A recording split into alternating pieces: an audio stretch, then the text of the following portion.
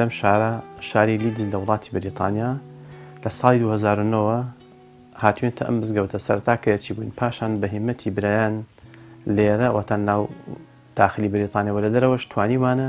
مزگەوتەکە بکڕینەوە. الحەمدوللا ئێستا مزگەوتەکەمان یەکێکە لە مزگەوتە قەرەباڵغترینەکانی ئەم شارە کە کۆی مزگەوتەکانی 26 مزگەوتە.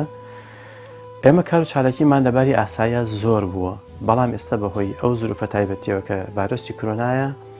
ئێمە کار و چالاکیەکانمان هەموو ڕاوەستاندنەوە تەنها نوێژەکانە و بە تایبەتیش نوێژی جومعە. لەباری ئاسایە ئەم مزگەوتە ئێمە وتمان 1000 نەفەر نوێژی تیا کردووە، بەڵام ئێستا کە ڤایرۆسی کۆرۆنا هاتووە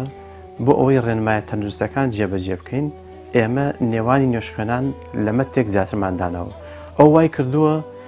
کە نوێژخوێنان لە مزگەوتە وەک پێویست جێگان نابێتەوە. ئێمە وەکو دەستەی ئیداری مزگەوت بڕیارمانداوە لەبەر سەلامەتی نوێژخوێنەکان 2 جار نوێژی جومعە بکەین لە یەک ڕۆژدا کە نوێژی یەکەم وتارەکە بە زمانی کوردیە نوێژخوێنان دێنە ژوورەوە پاش ئەوەی کە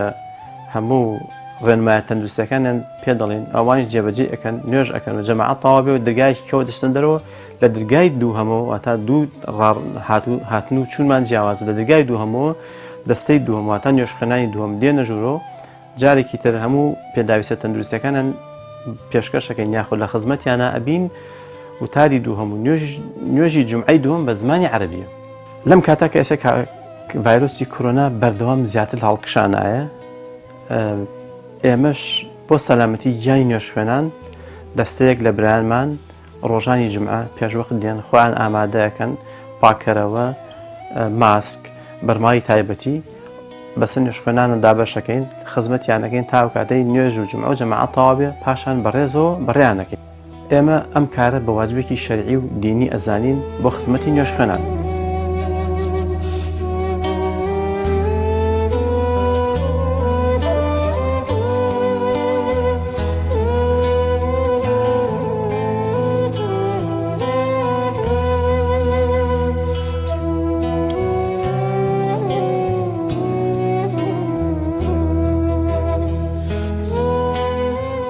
ئێمە هەموو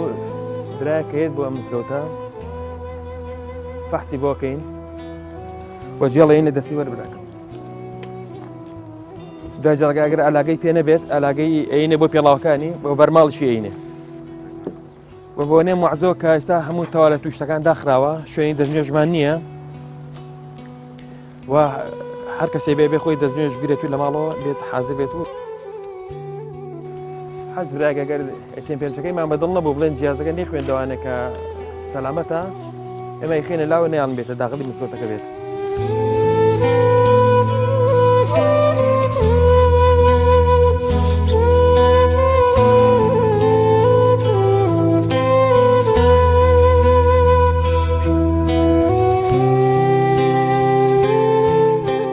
الحمد لله اللطيف الخبير العليم القدير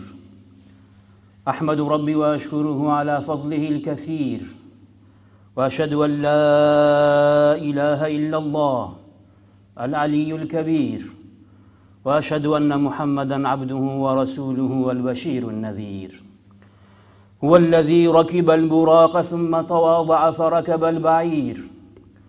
عايش الملائكة ثم عاش مع الفقير ورأى فواكه الجنة ثم رضي بخبز شعير وصل إلى سدرة المنتهى ولم يتكبر في أن يجلس على حصير وكان ذا خلق عظيم لأن الذي أدبه هو اللطيف الخبير. اللهم صل وسلم وبارك على عبدك ورسولك محمد وعلى آله وصحبه أجمعين. أعوذ بالله من الشيطان الرجيم. يا أيها الذين آمنوا اتقوا الله حق تقاته ولا تموتن إلا وأنتم مسلمون. يا أيها الذين آمنوا اتقوا الله وقولوا قولا سديدا يصلح لكم أعمالكم ويغفر لكم ذنوبكم ومن يطع الله ورسوله فقد فاز فوزا عظيما. أما بعد، فإن أصدق الحديث كتاب الله، وخير الهدي هدي سيدنا محمد صلى الله عليه وسلم، وشر الأمور محدثاتها، وكل محدثة بدعة، وكل بدعة ضلالة، وكل ضلالة في النار. میوانانی ماڵی خوا، ورانی بەڕێزم خوشکانی سەنگین، مانگی ڕەبیع الأول ساڵی 571 میلادی خاڵی وەرچەرخانە لە مێژووی مرۆڤایەتیدا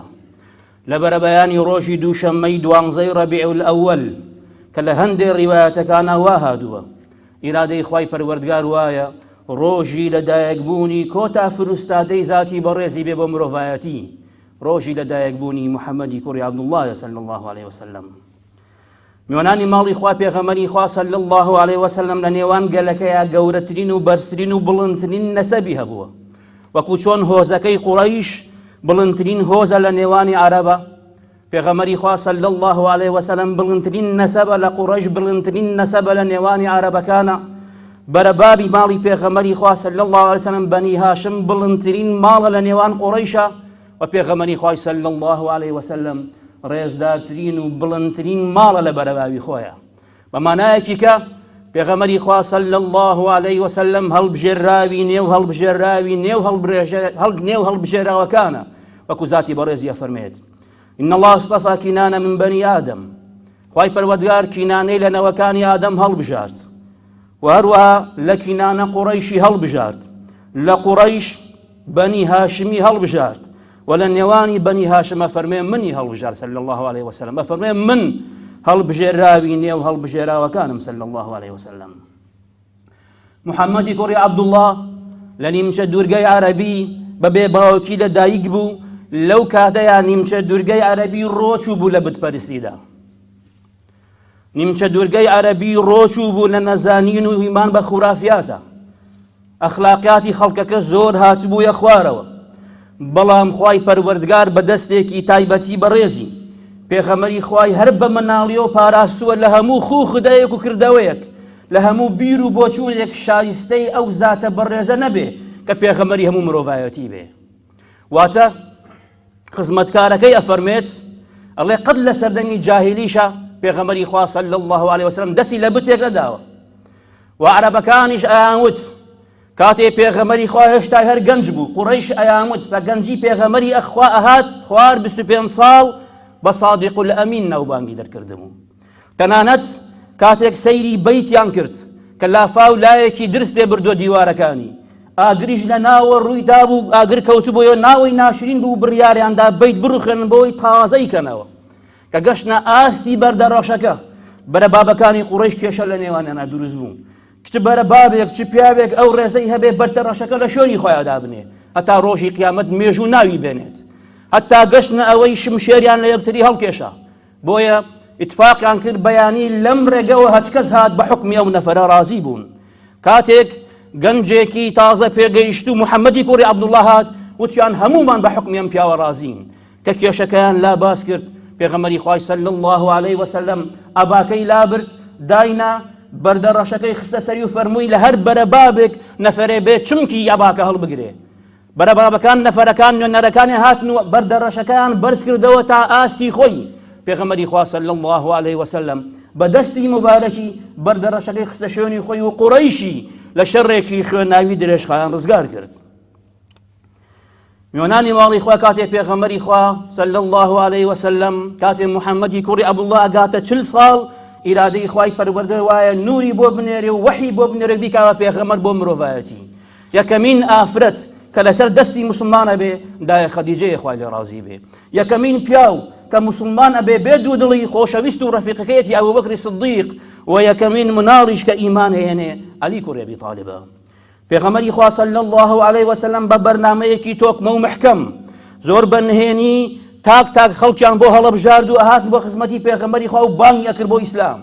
واتە تا 3 ساڵ پێغەمبەری خوا صلی الله عليه وسلم بۆ ئەوەی سڵام و ڕوبەڕوو بوونەوە لەگەڵ سادات و گەورەی قوڕەیش ڕوونەدات بەرنەو و بانگەوازی نهێنی بوو. ئەمما خوای پەروەردگار بەرنامەیەکی کەی و فەرمانی بە پێغەمبەرەکەی کرد، فەرمانی بە پێغەمبەرەکەی کرد ئاشکرای داوە و بانگەواز کات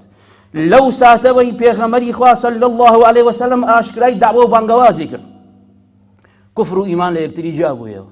دەسەڵاتی کوفر هەموو هێزێکیان ئەگرتە بەر بۆ ئەوەی شەپۆلی نوری خوا ڕابگرن هەموو هێزێکیان ئەگرتە بەر بۆ ئەوەی موسڵمانەکان ڕابگرن و ژمارەی موسڵمانەکان زیاد نەبێ ئازاریان ئەدان ئەیان چەوسانەوە ئەیان کوشتن بێڕێزیان پێ کرد بە خودی پێغەمبەری خوا بێڕێزیان نەکرد تەشویهیشان بەرامبەر ئاینەکە دروستە کرد نەفەران ئەنار بۆ حیلە بۆ عێراق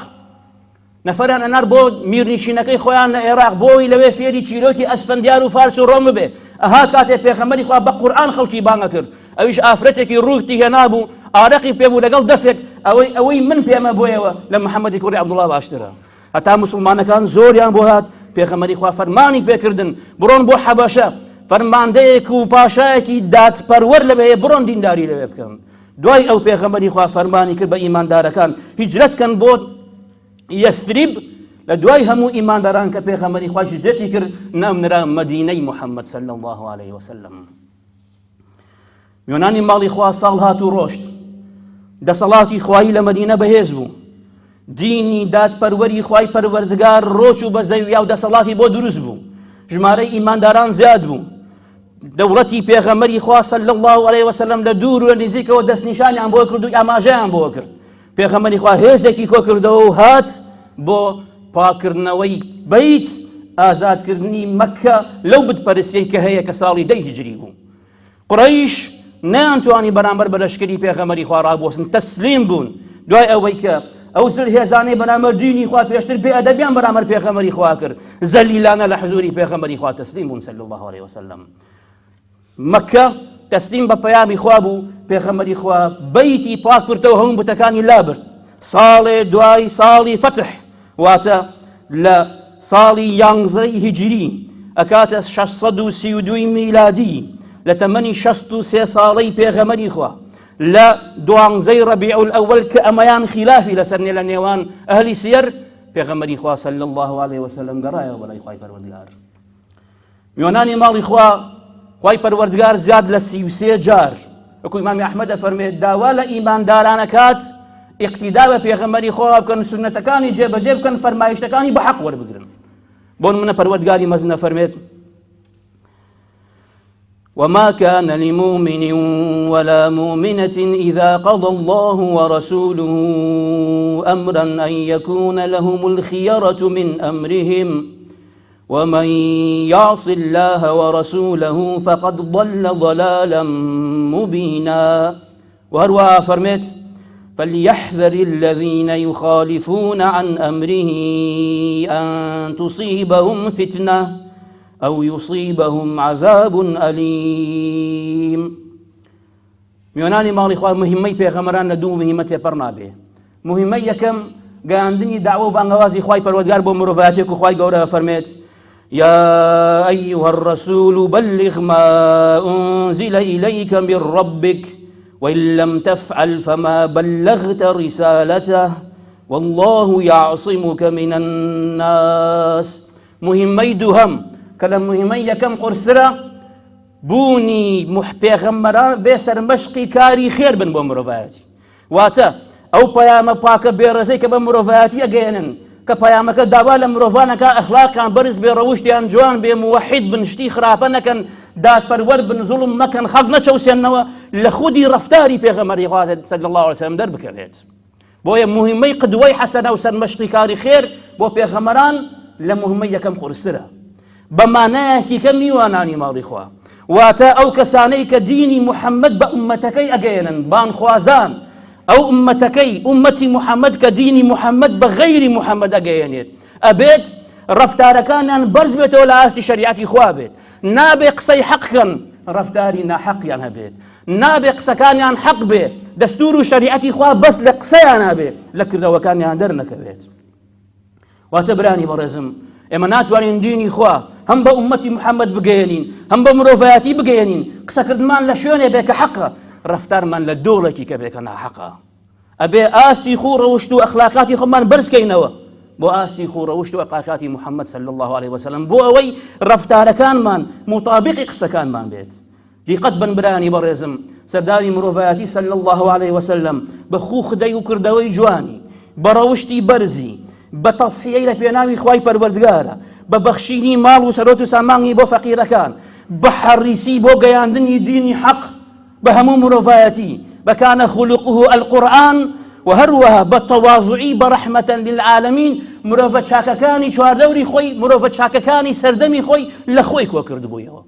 هەر بۆیە خوای پەروەردگار لە وەسفێکی گشتگیر و کوا پێ فەرمێت وئینەکە لەعەلا خولوق عەظیم.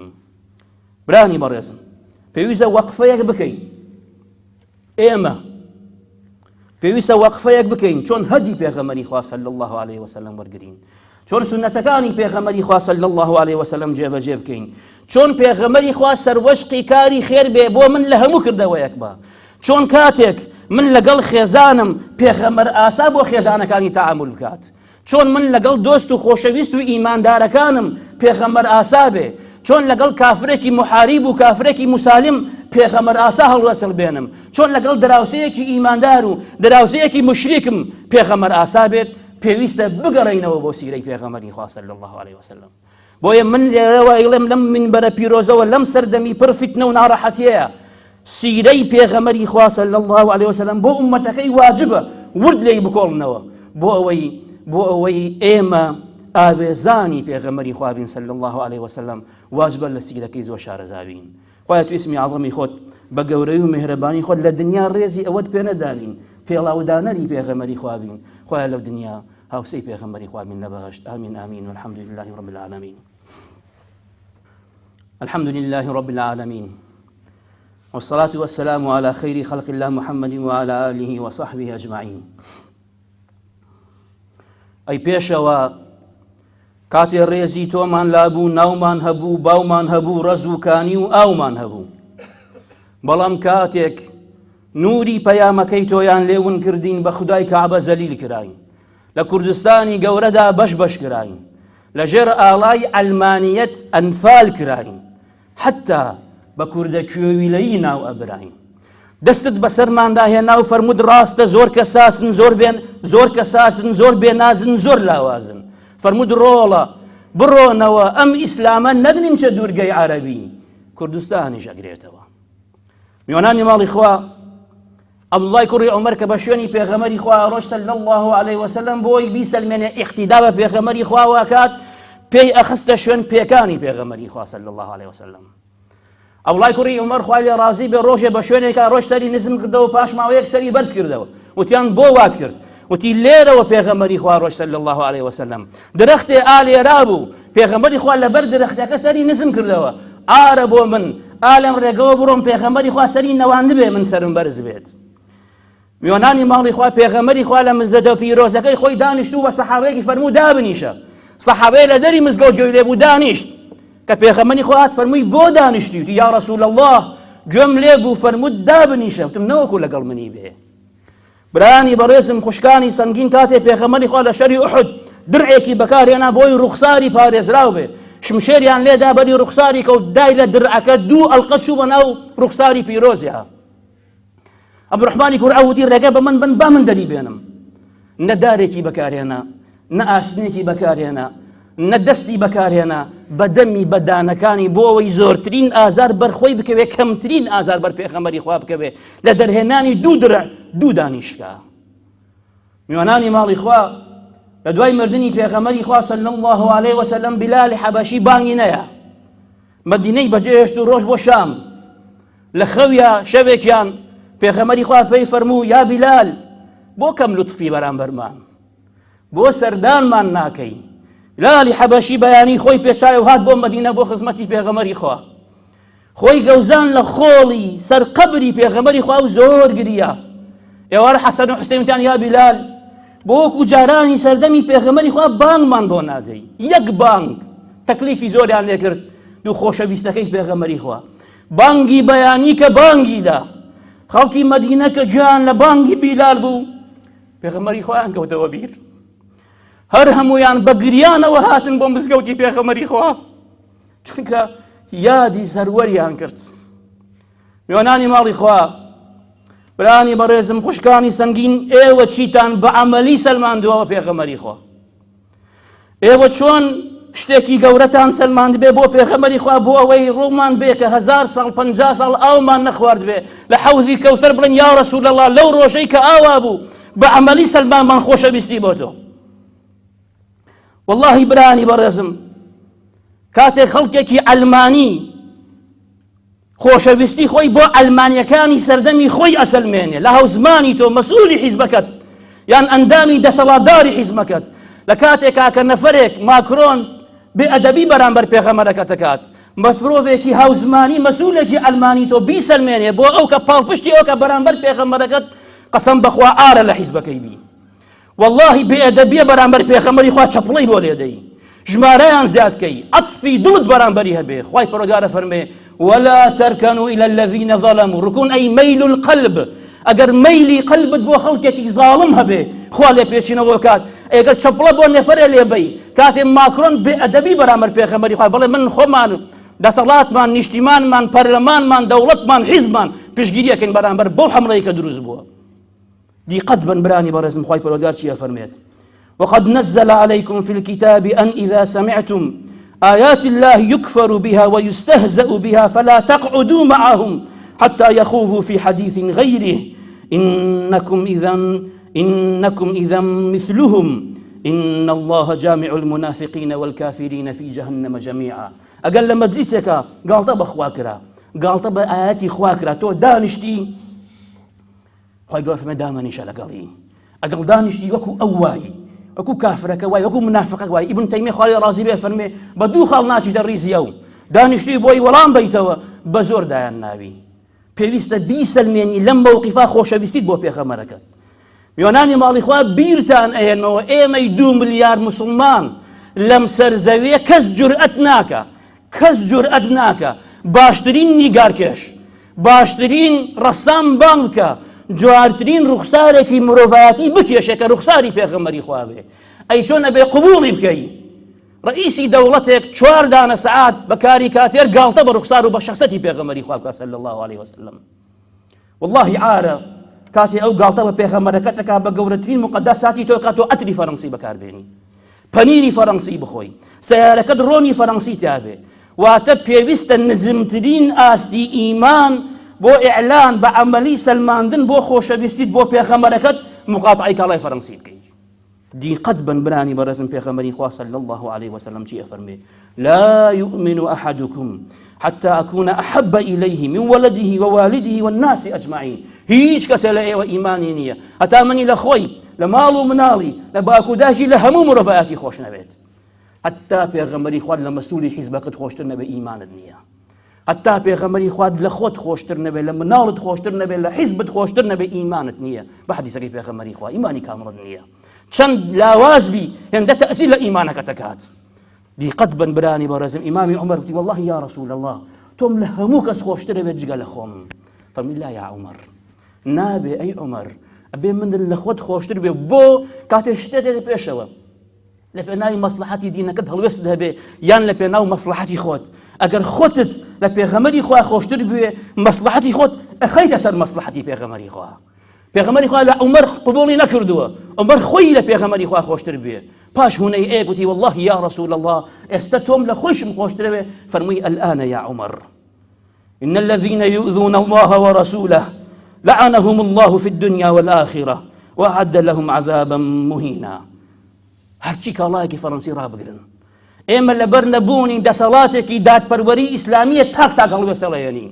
ئەگەر دەسەڵاتێکی ئیسلامی و دەوڵەتێکی ئیسلامی و هێزێکی ئیسلامیمان هەبوایە ئەو لە باتی ئێمە وەڵامی ئەیایەوە گوێ لە خەڵکی گەندەڵ مەگرن بڵێن ئەو ئیشەیە ناکرێ من لێرەوە ئیکەم تۆ لەوێوە بیکە ئەو لێوە بیکە هاواریان لێڕەسێ بە شوێ ئەگەڕێنەوە لەو بێئەدەبێکە کردویانە فەڕەنسا لە ساڵی 2019 38 ملیار و 550 ملیۆن دۆلار کاڵای بە دەوڵەتە عەرەبیەکانەوە تورکیا فرۆشتووە ورن برانی بەڕێزم هەر یەکێ بۆ دیفاعکردن لە پێغەمبەری خوا صلی الله عليه وسلم با بۆ 2021 بیگەینە 8 ملیار بزانە خەڵکی فەڕەنسی بە چەپڵە ماکرۆن دەرناکات دڵنیا بن ئەیکات بیسەلمێن بۆ پێغەمبەرەکەتان ئیلا رەسول الله پێغەمبەری خواتان لە هەموو کەس خۆشتر ئەوێت ئەمما میوانانی ماڵی خوا الأمر بالمعروف بالمعروف والنهي عن المنكر ليس بالمنكر إنما بالمعروف. فرمان بچاکە ئەکرێ. شریعەتی ئیسلام یاسای داناوە. فەرمان بەچاکە ئەبێ بەچاکە بکرێ. بەرگریش لە خراپە نابێ بە خراپە بکرێ بەچاکە بکرێ. دیفاعکردن لە پێغەمبەری خوا بە خراپە ناکرێ. قەت پێغەمبەری خوا فەرمانی نەکرێ بڕۆن لە پەرستگاکانە خەڵک بکوژن. دیفاعکردن لە پێغەمبەری خوا بە خراپە ناکرێ. بەچاکە ئەکرێ. شریعەتی ئیسلام ئیشی تاکنەوی قبوڵ نییە. ئێمە نەبوونی سرە بۆیە تاکی ئومەی ئیسلام پێویستە بجوڵێ. ئەگەر سەرێکی ساڵح و دەستپاک و دەمپاک و ئەمینە بووایە وەکو چۆن یوسفی کوڕی تاشەفین هات بۆ دیفاعکردن لە خەڵکی ئەندەلوس ئاوا خەڵکی ئەنارد و ناچاری ئەکرد و پەشیمان بێتەوە لەو بێئەدەبی کە کردوێتی. خوای تو اسمی عەظەمی خۆت بمانگەڕێنیتەوە بۆ دینەکەت. ئەڕەبی خوای لەبەر ناوی بڵند و سیفاتی بەرزت ئەو کەسەی بێئەدەبی بەرامبەر پێغەمبەرەکەتەکە خوای پەروەردگار سووک و ڕسوایکەی. خوایە چۆن ئەبوو جەهل وا ڕسوا بوو پیاوێکی ناوداریش نەیکوشت منداڵێ کوشتی ئەوانەی بەرامبەر پێغەمبەرەکەت بێئەدەبێکن ئاوا ڕسوا بن یا ئەرحەمە الراحیمین. خوای تو اسمی عەظەمی خۆت بە هەمیشەیی هاوسەی پێغەمبەری خوا بێن لە بەهەشت. وای ڕەحم بە دایک و باوکمان کەی. یا ربی خوای ئەوانان کە زیندوون دەمەنیان مبارەک و پڕنور کەوی دوور لە هەموو گرفت و نەخۆ. إن الله وملائكته يصلون على النبي يا أيها الذين آمنوا صلوا عليه وسلموا تسليما. اللهم صل على محمد وعلى آل محمد كما صليت على إبراهيم وعلى آل إبراهيم إنك حميد مجيد. وبارك على محمد وعلى آل محمد كما باركت على إبراهيم وعلى آل إبراهيم إنك حميد مجيد. سبحان ربك رب العزة عما يصفون وسلام على المرسلين والحمد لله رب العالمين.